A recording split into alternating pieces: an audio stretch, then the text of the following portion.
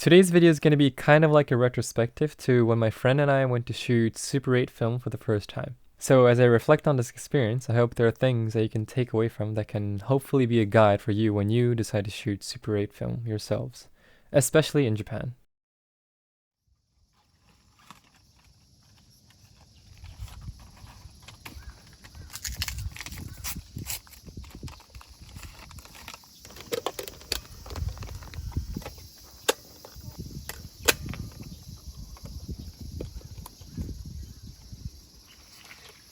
Kodak VISION3 50D color negative film is the film we use this day, which you can buy at electronic stores like Big Camera or Yodobashi Camera for around 3,750 yen, but you can also get them for a bit cheaper on Amazon for 3,300 yen. Before we were actually able to shoot this film, we went through the mistake of trying to use a camera that was incompatible with this film. So the reason why we decided to shoot Super 8 in the first place was because a different friend around the same time gave me an old 8mm film camera. So we blindly went to buy a roll of Super 8 and tried loading it, but it didn't fit. And I thought that's weird because they're both 8mm, right? But little did I know that there are different types of 8mm film. The main types of 8mm film are regular 8, double 8, and standard 8, which I'll call conventional 8mm from now on. And the film format that came after this conventional wave of 8mm film were the Super 8 and the single 8. Normally you would have to load and wind the film manually for conventional 8mm film cameras, while all you had to do for single 8 and Super 8 cameras was to load the film and start shooting. So it turns out that I had a conventional 8mm film camera, so trying to load a roll of Super 8 film into that is kind of like trying to insert a USB-C cable into a USB-A port, which doesn't work out. So after finding that out, I went to look for a Super 8 camera. So this is the camera that I got, the Elmo Super 8 Sound 240S XL Macro, which I bought for 1,000 yen off of Yahoo Auction. And even though the seller said that it was totally functional, I was a bit skeptical because of how cheap it was. But I thought I might as well take the risk to test the waters. Just to briefly go over the main features of the camera, number 1, it has a power zoom, which means that you can zoom by pressing on a button. Number 2, it has an adjustable white balance filter, which is this tiny yellow lens filter inside the camera that you can use to compensate for the different sources of light. Number 3, the focal length of the lens is 8.5 to 34 millimeters, and because of the crop factor for Super 8 to 35mm full frame, the adjusted focal length is around 55mm to 220mm. And most importantly, number 4, it has a focus-free range, which is a focal range where you don't have to manually adjust the focus. But this is only for around 6/10 of the entire zoom range, and it gets pretty difficult to focus manually past that range. And not to mention that the macro mode is not available in this focus-free mode. It can also apparently record audio, hence the sound in their name, but we didn't try that this time. And I also accidentally broke off the mic when I tried taking out the camera from my bag last time I used it.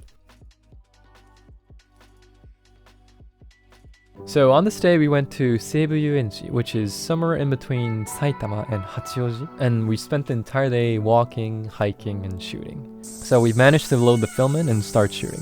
A green lamp lights up inside of the viewfinder to tell us that the film is rolling and being properly exposed. But after a while, the green lamp stopped showing up, even though we could hear the motor inside the camera moving. So we got anxious and we took out the film and loaded it back in.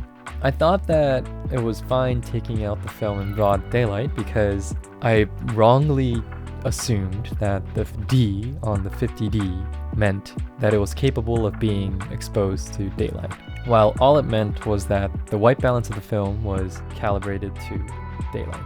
But thankfully the green lamp started to light up again after we reinstalled the film.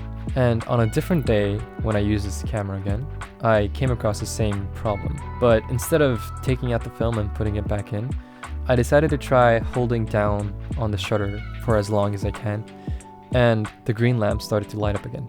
So I think it was because the hook inside the camera that was responsible for progressing the film lost track of the film cartridge and was looking for the film. And if you hold on to the shutter long enough, the hook will come back around and latch back onto the film cartridge and start progressing the film again. So if I had been patient enough to hold on to the shutter until the hook latched onto the film again, we wouldn't have had to open the back, take out the film and put it back in.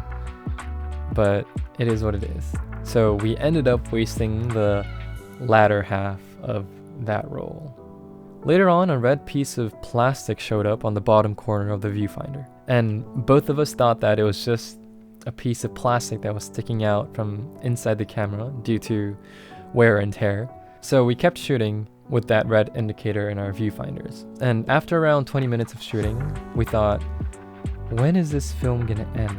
And that's when we thought that the red plastic could have been the indicator for the film being done. So we took out the film and found fully exposed written on the film. In total, we shot 2 rolls that day. The following day, I sent out both of our rolls to what happens to be the only film lab that develops 8mm and 16mm film in Asia, called Retro Enterprises. Their website is pretty retro, as their name suggests, so I emailed them beforehand just to make sure I wasn't doing anything wrong with the ordering process. And they quickly responded with a thorough overview of what I needed to do, how much it will cost, and how long it'll take in total.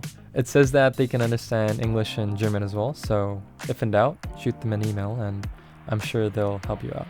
They actually have a store in Sumida City, so you can actually go there and hand them the film. But this might not be a good idea now because of Corona, so you can actually send it to them through post, which is what I did. I used what's called a retapaku, which you can buy for 307 yen at convenience stores. And when sending off the film, I had to include a small note that had my contact info, my address, order description, and payment method, which again is kind of retro. And regarding the order description, they have a couple of options you can choose from. For the video quality, you can choose between standard definition and high definition, with standard definition costing 5,500 yen and high definition costing 8,800 yen, both for footage under 10 minutes. And for the format of the video file, you can choose from between MP4, which is around 500 megabytes per roll, and ProRes, which is around 5 gigabytes per roll, since it's a less compressed file format. Regarding the delivery method of the files, you can either send them an external hard drive with the film, and they can import the files into that and send them back to you, or they can give you a download link, which is a much safer and faster option. So in my case, in total, it took around 5 days to develop, scan, and share the files with me, and another day for the actual negatives to return. And if you're in a rush, they also offer an express plan where they can do the entire process within 1 to 2 days, but you would have to pay much more. One thing to keep in mind for these video files is that they send the scanned data as a negative, so you would need to edit the files in a software to get the actual colors. I used Adobe Premiere Pro to color correct the footage, and it was quite simple, as all I did was invert the curves and did minimal adjustments to each color channel. If you don't want to go through the hassle of editing the color yourself, there are camera stores that can dub your Super 8 film onto a DVD for around the same price as the standard definition at Retro Enterprises. So I actually had our film dubbed at one of these camera stores to see if this dubbing was actually an alternative to editing it yourself. But at least for now, it seems like I should stick to editing the color myself.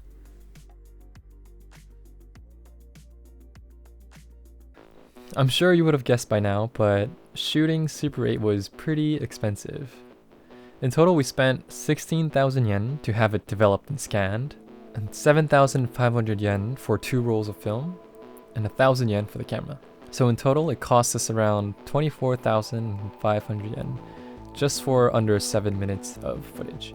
So I think I'm going to use it mainly for projects that are more intentional. Overall, I really enjoyed the experience, although I thought we were pretty lucky with how things turned out, since there were so many things that could have went wrong. Like, our 1,000 yen camera could have broken down out of the blue, or our entire film could have been exposed while we were taking out the film and putting it back in. So this might be obvious, but if you don't want to go through the hassle and anxiety that we went through, be sure to do the research. Read up and watch more videos like this to know what to do and what not to do.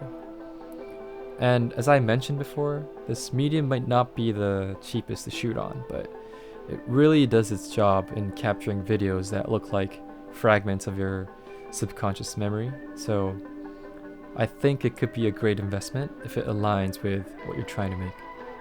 Sometime in the near future, I'm going to be trying out different Super 8 cameras and different film sensitivities, and we'll most likely be making videos on those as well.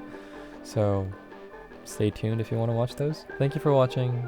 Comment below if you have any questions or just feel like chatting, and I'll see you in another video.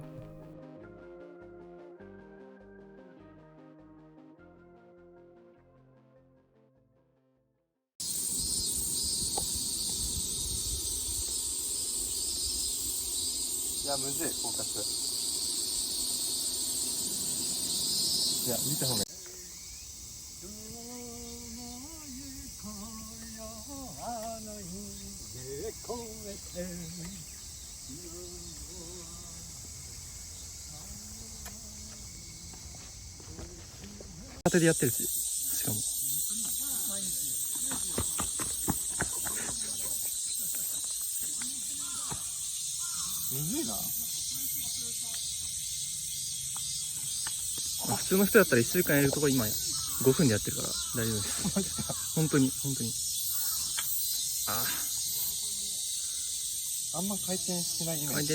膝で待つみたいな。